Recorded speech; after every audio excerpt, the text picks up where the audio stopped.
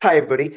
I am joined by five good friends of mine who are new to crypto and they want to get into crypto. And in this video, I'm going to do a brief introduction plus one way of getting into crypto. So if you are new or you know somebody who wants to get into crypto and they don't know much about it, this is the video to watch. Please share and spread this. NordVPN is becoming more than just a VPN. Threat protection will guard your device against malicious websites, malware, trackers, and intrusive ads, even if you're not connected to a VPN server at the time.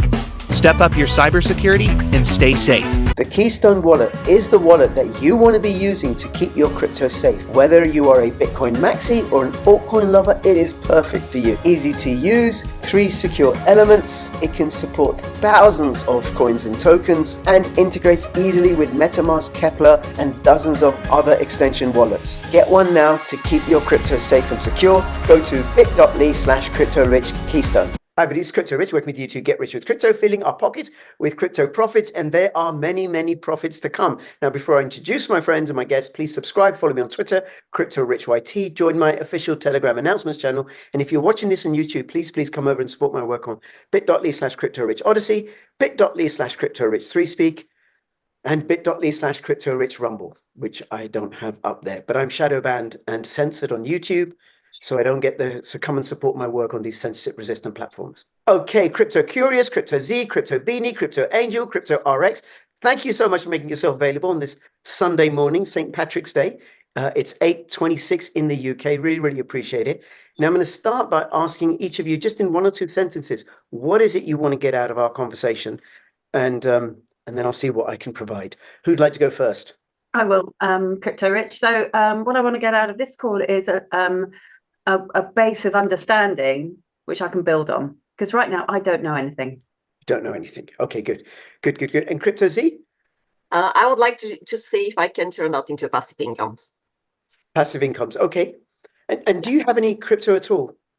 No, not at the moment. All right. And Crypto Curious, I know you have a little bit. It's in somebody else's domain. I don't have access to any of that. So I'm a complete newbie. Okay, good. And Crypto Beanie, what do you want to get out of this? Well, I want to move my investment from an ordinary fund to a crypto account. Okay. That's what I want to do, but it's called to have the confidence to do that. Okay. Crypto Angel? I'd like a basic understanding of crypto. From what I've read, it still leaves me more uncertain than certain. Mm-hmm. And an objective I have is within the next 5 years, I'd like to be able to have some kind of passive income. And I'm looking at the platform that's going to provide that. If you want to wait that long, you knock yourself out. in crypto, things move real quick. Okay, Crypto RX, what is it you want to get out of this conversation? I know a little. And that's about 5 years old. So for me, it's an update where things are up to, and is it something that I would be interested in? So information and possibility. Okay. All right. Well, to answer that question is yes, it is. There you go. Now what? Now the next step is start getting involved. Okay.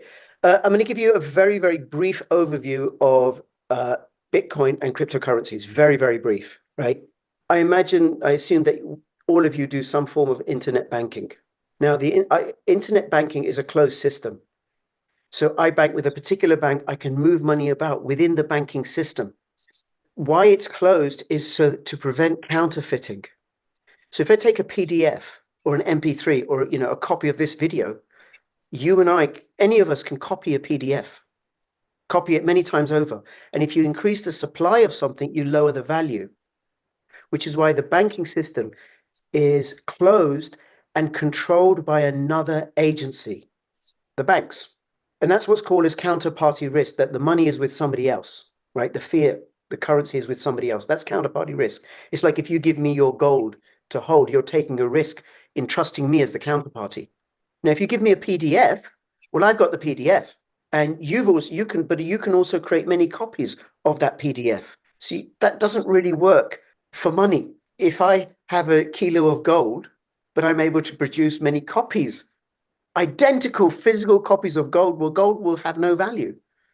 What gives gold its value is that it's scarce. Satoshi Nakamoto, a man, a woman, many men, many women, a group of people we don't know, He solved the problem of copying.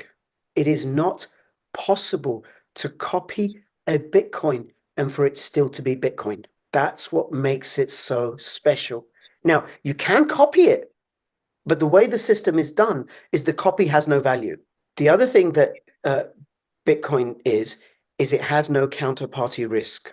So the Bank of England prints pounds. So does the Federal Reserve or the US Treasury or the ECB, or, they're banks, they just issue the currencies, and you issue them, you issue them, you issue them. They become as common as leaves, and you increase the supply of them, and then they lose value because you have an agency or a group of agencies that have the power and the control of issuing dollars and euros. Nobody has the power of control of issuing gold. Nobody has the power to issue or create new silver. Nobody has the power or the control to be able to issue new Bitcoin. It's decentralized. Now, to understand decentralization, I'm going to talk about ants' nests. There are ants' nests all on every single continent apart from possibly Antarctica. They're all over the place. Try getting rid of ants' nests. Well, the only way you can get rid of ants' nests is if you, all the ants nests in South America, is if you nuke all of South America, the entire continent. Well, then you lose everything. And maybe ants would still survive a nuclear blast anyway, right? So it's like you can, if you've got lots and lots of ants nests in your garden, you can destroy this one, but wait a minute, there's one over there. And then you destroy that one, but wait a minute, there's one over there. It's decentralized. So it cannot be controlled or captured. Can't be copied, cannot be controlled or captured. Limited supply, scarcity. It's also divisible. So gold is divisible. A pound is divisible into pennies. And then it also has fungibility. Now, fungibility means that one unit is like another. So a can of Coke is like another can of Coke.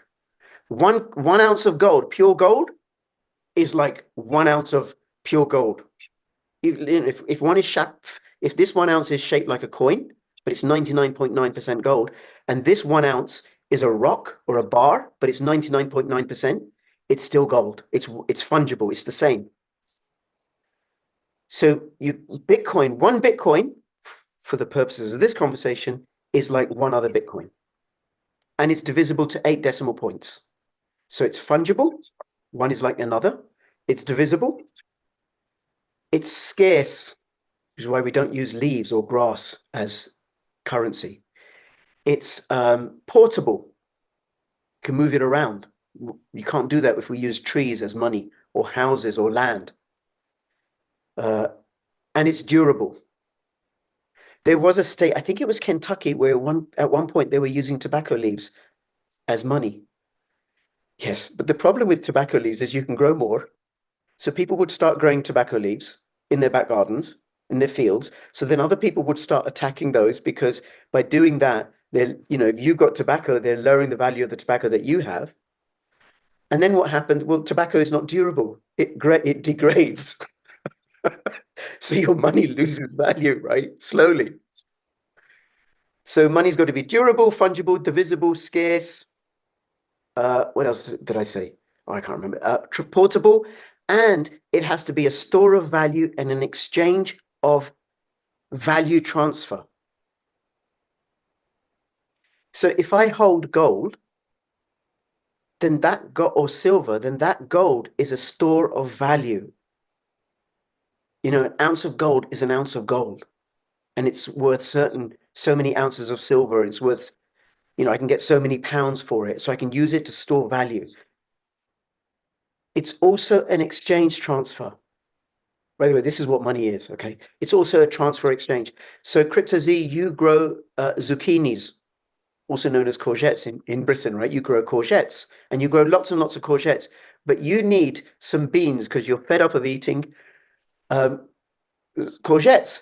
So you go to Crypto Beanie and you say, listen, I've got a kilo of courgettes, and Crypto Beanie says, well, I've got a kilo of beans. We'll do a trade. So you swap.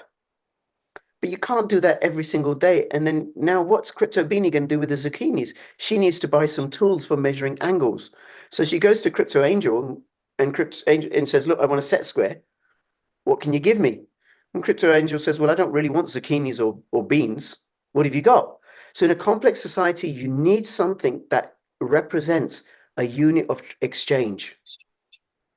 However, think about it, and I don't know if I'll be able to explain this, but you're going to dig right into it. The unit of exchange has to take work. Otherwise, it's worthless. What gold is, what silver is, what Bitcoin is tokenized energy. It's all tokenized energy. It's effort. I'm a cobbler. I make shoes. You pay me in Bitcoin or gold or silver for the shoes. Well, what you're actually doing is rewarding me for my labor, for my energy, for my skill, for my knowledge in making shoes. But if you were just able to just print the currency, then you're devaluing my energy because you're buying it on the cheap. That's what inflation does. That's what governments do. If I can earn £100 for a really high quality pair of shoes, and it takes me 4 hours to make them, and then the government just doubles the money supply, that 4 hours of effort of mine isn't going to get me £100 anymore. It's going to get me less. Because the government has just produced money out of nothing, which then allows them to purchase people's effort and labor. This is why inflation robs the poor. Now, any questions about anything I've said so far? Angel, RX. Yeah, gold goes up and down. What you're saying is like I really get the effort that it's actually it's symbolic of energy. This crypto It takes money. energy to produce gold. Yeah. So, and I'm just aware with markets, there's like gold goes up and down. Sometimes it's really high. It does hold a value, doesn't it? It holds value. No, there's all assets, every single asset, every single financial asset is measured against gold. Bitcoin, the dollar, the euro, silver, houses, land, stocks. Ultimately, it all goes back to gold. Gold is the foundation of all money. People in Germany and Austria, I think, get that because they value gold. But in the West, people don't get it. They don't get it. They don't get the value of gold. They think pounds and dollars and euros. No. Those are fraudulent. If you don't think cryptocurrency, you don't think gold is money, don't worry. There's somebody in Asia, somebody in Africa, somebody in the Middle East, somebody in South America who was like, no problem, I'll have it. Gold is the foundation. And central banks store gold for that reason. But you say the price goes up and down. No, all that gold is incredibly manipulated. If the value of gold goes up specifically against the dollar as the world reserve currency, what it shows is that the dollar is getting increasingly worthless. So one of the things that happens in the foreign exchange markets is what's called rehypothecation, which is where I said you can print copies of a PDF. So gold, physical gold, is not traded as much as paper gold. So CryptoZee gives me a kilo of gold to look after. I got a kilo of gold, I give her a certificate. Here's your certificate, that's your claim on that gold. But I know she's not going to come back for the gold because where's she going to store it? I'm going to print a certificate on that same kilo of gold. So there's now 2 certificates backed by that 1 kilo of gold. So now I sell that certificate to Crypto Beanie because she wants to invest in gold. And this is a little bit tempting because I'm able to make money like this.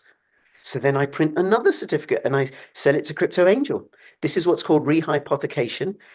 In London, in the city of London, gold can be rehypothecated to infinite levels. There's no control on it. So this is the value of the dollar and the pound and the euro are artificially maintained, and it looks like gold isn't increasing in value. It's so crooked. But think about it, right? I mean, if I had the ability to magic money, oh my God, the temptation. Oh my God, the temptation. I'd be in charge of everything because I would own. I'd be able to transact with people's labor and energy. It would be down to me. I'd get to say how much it's worth. And by the way, they do the same with silver. Silver is also money. Silver is also the second most used commodity after oil. Silver gets used up. There's an ounce of silver in my Prius, silver in solar panels, silver in clothes, silver in food, but they keep the price really, really low. And then, but one day, somebody's going to say, listen, Beanie's going to come back and say, listen, I want physical delivery. I want my kilo of gold. I want my kilo of silver. I don't want the paper certificate. And then it all collapses. And I've gone a little bit off piece, but just so you know, gold and silver out of Western vaults is sliding eastward into Russia, China, India. And those people, they don't want paper. They want the real deal. Now, Bitcoin is our salvation from that because it allows us to create a decentralized form of exchange that the bankers and central governments cannot corrupt. And then not just Bitcoin, because that technology has been developed. So you've got 10,000 different cryptocurrencies, perhaps more than that. You've got Ethereum and Tether and Monero and Binance and Atom and coins with dogs' faces on them and coins with frogs' faces on them. It's just really nonsensical. Some are scams, some are shams. Some give passive income. Bitcoin doesn't. Just like gold doesn't give passive income. It's purely money. Bitcoin, gold, and silver are money. Pound, dollar, euro, they're not money. They're currencies. They're debts. They're a promise to pay. Okay, so that's a brief overview of money. Any questions of what makes Bitcoin so special? Any questions? What I can do with Bitcoin is I can send Bitcoin across the world and I don't need anybody's permission. It's permissionless. And it can't be captured, it can't be controlled. Therefore, it's censorship resistant. I can't send gold or silver across the world like that. Now, if there is a thing in Bitcoin, in cryptocurrencies, not your keys, not your Bitcoin, not your crypto, you have to hold on to it. Just like, because its value and its power is that there's no counterparty risk. If you give it to somebody else, they could steal it. They could rehypothecate it. The government could change the rules and regulations and forbid that agency from giving it back to you. Okay, now, is there anything unclear about what I've said? Any questions before I move on?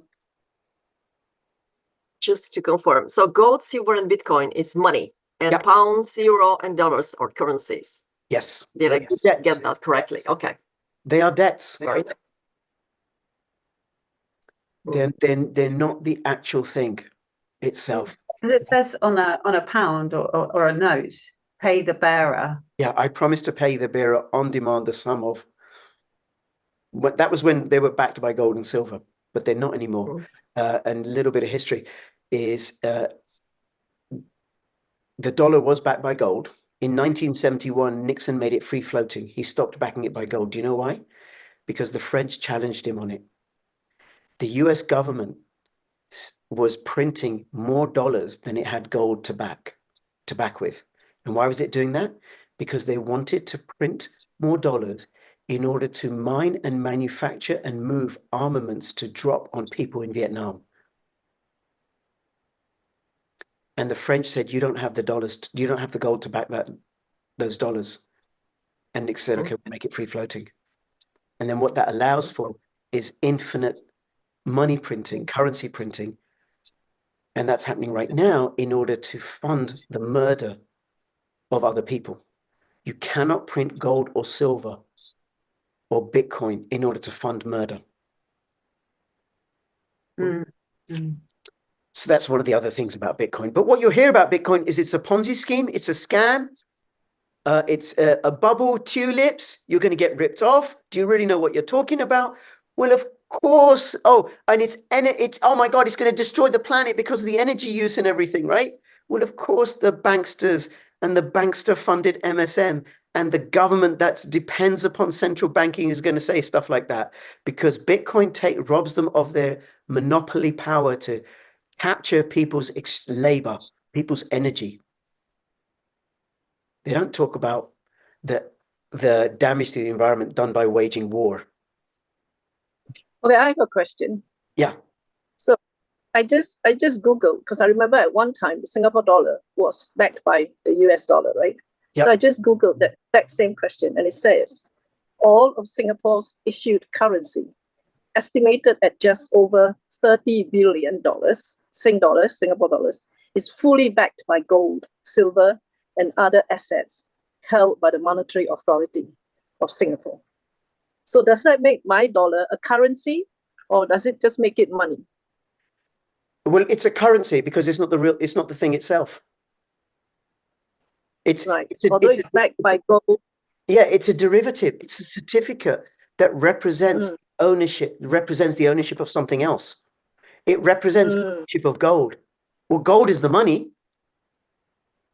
And then I would need to look into whether Singapore, because as far as I know, no currency is backed by gold. They may have gold reserves sufficient to back it, but they're all free floating, pegged to the dollar. Right.